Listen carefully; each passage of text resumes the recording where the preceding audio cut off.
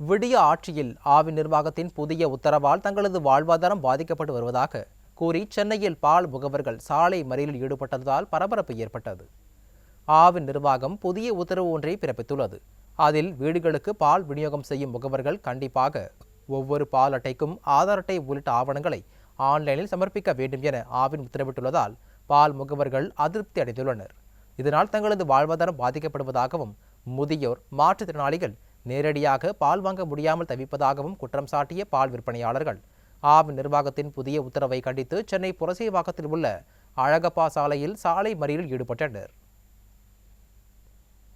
Online கார்டை போட சொல்லி எல்லாரையும் வற்புறுத்துறாங்க. பல்க் சப்ளைனா உங்க வீட்டுக்கு போற பால் எல்லாருக்குமே போய் நின்று பண்ண முடியாதுன்ற விஷயத்துக்காக இவங்க எல்லாரையும் வர வச்சு 2 கார்டு தான் கொடுப்பேன்னு சொல்லி ரிட்டர்ன் அனுப்புறாங்க. ஒவ்வொருத்தரும் இந்த விஷயத்தை கோஆபரேட் பண்ண முடியாது.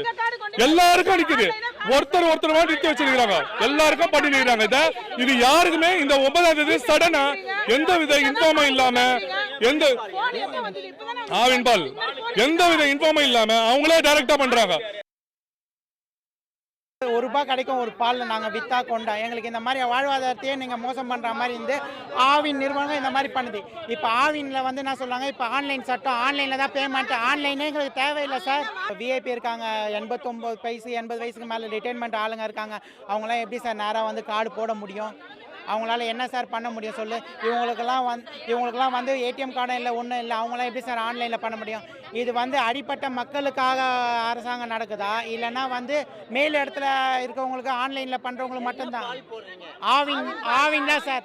ஆவின் வண்டி தான் நிறுத்திக்கிறோம். ஆவின் பால் தான் சப்ளை. ஆவினில் தான் பிரச்சனையே. இவ்வளோ பிரச்சனை ஆவின் தான் காரணம். சமீப காலமா இல்லை, 6 மாசமா இந்த பிரச்சனை நடந்துட்டு இருக்கு. 6 மாசம் எங்களால் டார்ச்சர் மேல டார்ச்சர் பண்றாங்க. ஆதார் கார்டு எத்தனை, ரேஷன் கார்டு எனக்கணும், ஓடிபி நம்பர் கேளு, எல்லாம் கேளு. நான் எப்படி சார் கொடுப்பாங்க ஜனங்க? ஆவின்காரக்கு போய் கேட்டால் ஆதார் கார்டு கொடுங்க சொல்கிறாங்க. அதுக்கு பிற்பாடு ஆதார் கார்டு வேணும், ரேஷன் கார்டு வேணும். எப்படி சார் கொடுப்பாங்க? எல்லாரும் கொடுப்பாங்க. மாதம் கேட்குறாங்க. இதனால தான் நாங்கள் கொடுக்க மாட்டேன்றாங்க. நீ பிளாக் மார்க்கெட் பண்ணுறியா? இதெல்லாம் வாங்கிட்டு போய் முடியலனாலும் அவங்களும் வயசானவங்க தான் பால் வாங்குறாங்க. 80 வயசு 90 வயசு ஆயா என்னால் முடியலன்னு. அதனால தான் சார் நாங்கள் வரோம். இல்லைன்னா நாங்கள்